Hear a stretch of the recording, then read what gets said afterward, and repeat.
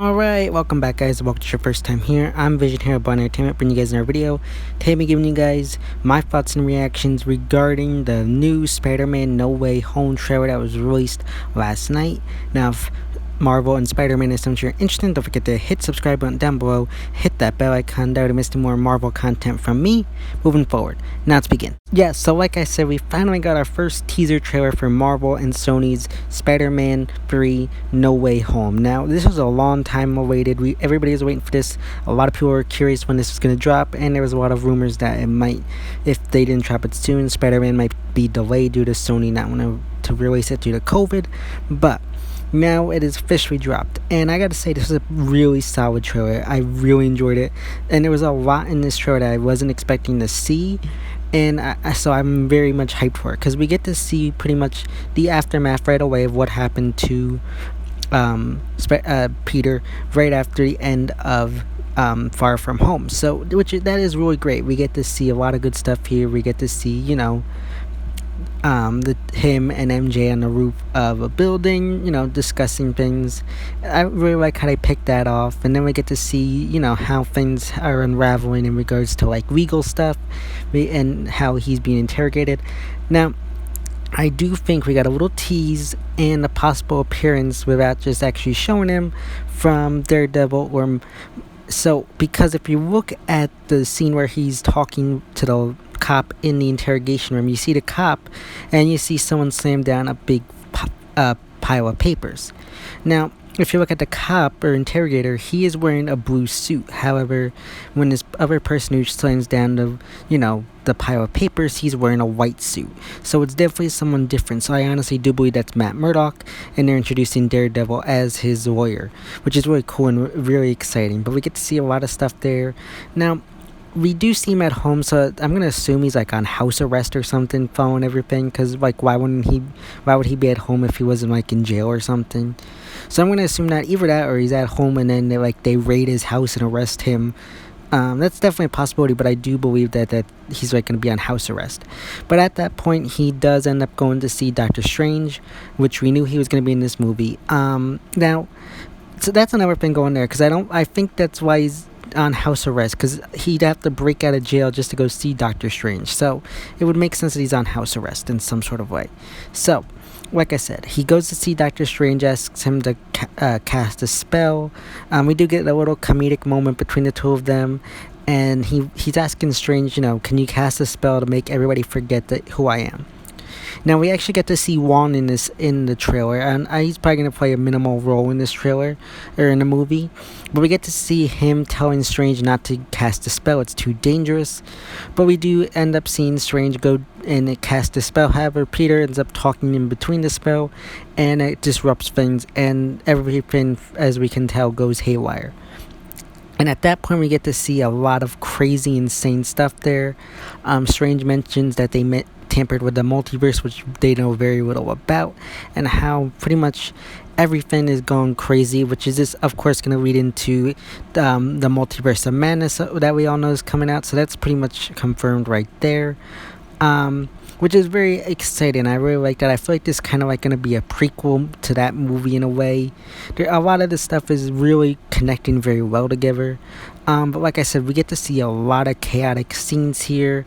We get to see little tease of Electro, because we knew Electro was going to be in this movie, as it was kind of reported on earlier, or kind of like leaked earlier on. So we get to see that, which is really cool, because we get to see like a little lightning storm happening. It is yellow, which is weird, because in Spider-Man 2 or the Amazing Spider-Man 2 it was blue. So I'm gonna assume maybe they'll explain that somehow. We get a little tease about Sandman, as you get to see like some kind of like sand formation during that same scene. There were rumors going around about Sandman, so I'm going to assume that's correct. Now, apparently there was also an appearance of the Wizard from the Amazing Spider-Man. Now, I didn't catch it. Apparently it was in one of those darker scenes, which I couldn't really tell. So if that is there, that is pretty cool. But again, I couldn't really see it. It was very much of a dark scene. So yeah, that was pretty cool. We also got a hint at Norman Osborn's Green Goblin from the first Spider-Man of the Sam Raimi series, which is very exciting. We got to see one of his pumpkin bombs, which is awesome. There was also some good like little good scenes regarding like people getting raided, I guess, with Happy. Really great stuff. And there was a fight scene with Spider-Man and Doctor Strange on a train. There was a lot of people wondering what was going on there. I'm just gonna assume that after the spell went wrong, just they got into an altercation with Strange getting frustrated with Peter, and they just have a little dust up there, which is fine. I'm good with that. I think it definitely adds some more tension. Um, but then we get the big scene at the end with the reveal of Doc Ock from Spider-Man 2, which is really awesome. Really gave me chills. Love that scene. Now, he says, "Hello, Peter," or Parker. I forget exactly what he says off the top of my head. But he says that, which is really cool. Again, gave me chills. Now, I don't think he's talking to Tom Holland's Spider-Man because he doesn't know who he is.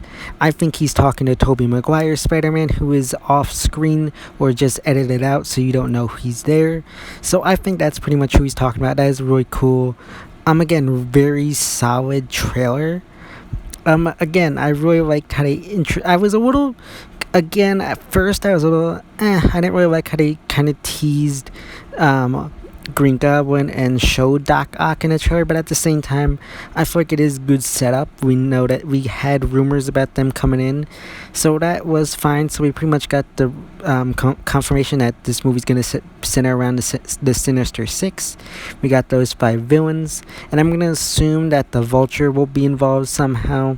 Either he somehow breaks out of prison during all the chaos we've seen throughout the movie or throughout the trailer, or the others that have arrived break him out of jail. I don't really know, but I do believe he's gonna play a role. I don't think it'll be Mysterio because pretty much he framed Peter for murder, so him showing up alive, like, it's revealed that Peter didn't kill him, so it just doesn't make any sense for him to be there. So I'm gonna assume it's gonna be the Vulture as the final member of the Sinister Six, which is really cool. Now, one of the biggest things that was I'm not gonna say it was surprising, but it was a good thing, I think, because we didn't see Tobey Maguire or Andrew Garfield's Spider-Man. Now, there are rumors. I'm going to say they're rumors, but I'm almost positive that it's been confirmed that they're all going to be that both of them are going to be in this movie, and I think it's a good idea that they didn't show them. I'm going to assume that they're going to be in the final trailer. That way it gets people really hyped and brings in more excitement. Showing Doc Ock and teases for the other villains was fine. I think that was a very good way to go about it, and I'm assuming a lot of this trailer takes place within the first to beginning of the second act.